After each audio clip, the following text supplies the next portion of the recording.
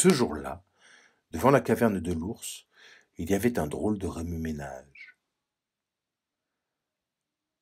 Les écureuils gambadaient dans l'herbe comme des fous, et les oiseaux chantaient à tue-tête, ivres de lumière. Tout autour, bercés par un vent tiède, les jeunes bouleaux bourgeonnaient doucement. C'était le printemps. Voilà.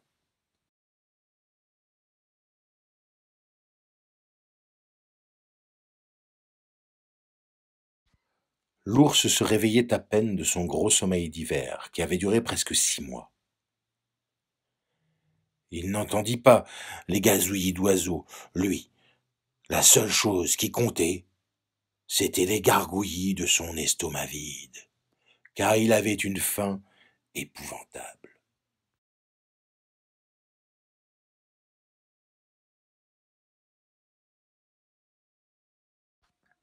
Alors, il courut dans la forêt et s'empiffra de miel, de fruits sauvages, de racines.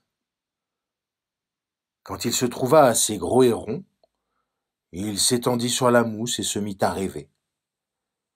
Il songea qu'il ferait un superbe papa ours, grand et costaud comme il était.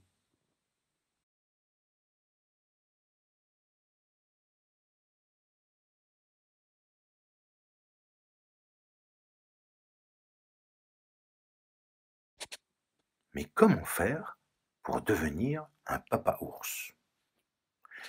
Il eut beau réfléchir dans tous les sens, il n'en avait absolument aucune idée.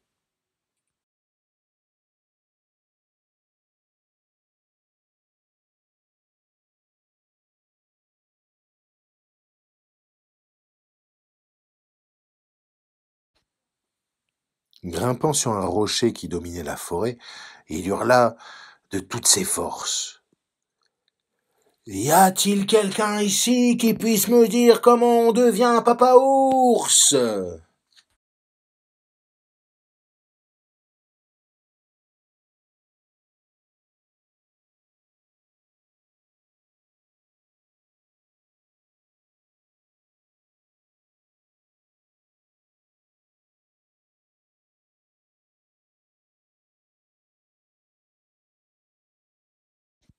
La seconde d'après, un lièvre lui bondissait sous le nez. Comment? Ricana-t-il. Tu ne sais pas ça? Et devant l'ours ébahi, il déclara doctement. Mon cher, les enfants poussent dans les champs de navets, spécialement entre les plus petits. Tu laisses d'abord sortir les oreilles du sol, et quand elles sont bien poilues, bien pointues, tu les tires tout doucement.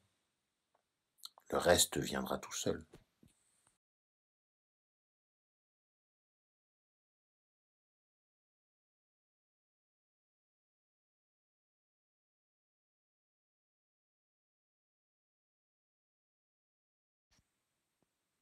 Bien que l'ours ne crût pas un mot de cette histoire, des oreilles qui sortent de terre et puis quoi encore, il alla dès le lendemain jeter un coup d'œil dans un champ de navets.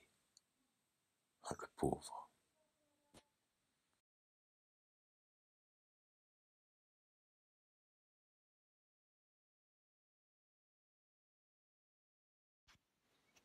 Quoi? Dans les champs de navets? Spécialement entre les plus petits? Quelle bêtise! S'étrangla la pie, épouvantée. Mais mon ami, c'est simple comme bonjour. On pond un œuf et on le couve, voilà tout.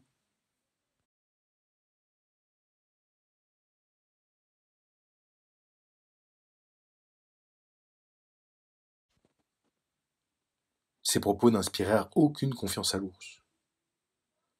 Cependant, il chercha un endroit isolé et tenta, énergiquement mais sans résultat, de pondre un œuf.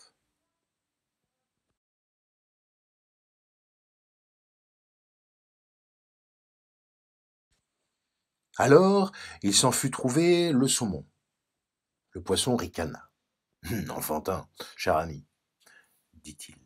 Mets donc du sucre sur le rebord d'une fenêtre et tu verras arriver la cigogne avec son baluchon plein d'oursons.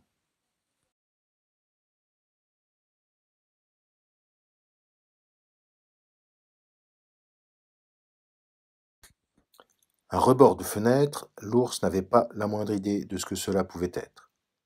Mais la cigogne, il savait où la trouver. Une bonne fois pour toutes, lui dit-elle très agacée. Sache que je sais attraper les grenouilles, et que pendant l'hiver je pars en Afrique, à part ça rien de spécial. Compris?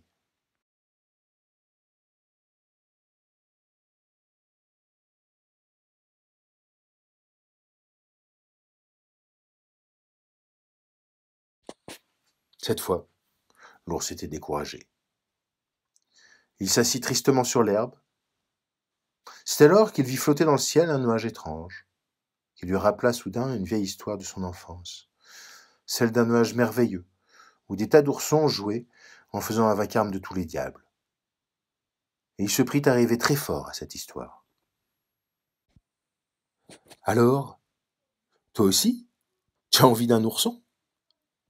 Entendit-il grogner dans son oreille. Ah, le bond qu'il fit.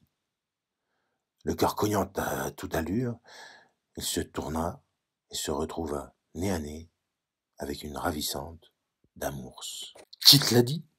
Bafouilla-t-il, la langue pâteuse. La dame ours sourit. Personne, gros nigaud, mais tu regardes les nuages avec un air tellement bizarre. Et elle s'approcha un peu plus près. Tu y crois, toi, à l'histoire du nuage? Demanda l'ours. Bien sûr que non, gloussa-t-elle. Mais si tu viens avec moi, je te promets qu'au printemps, nous aurons tous les deux de très jolis petits oursons qui joueront en faisant un vacarme de tous les diables. Et ils se cherchèrent dans la clairière une petite place bien moelleuse, nichée parmi les très très hautes herbes.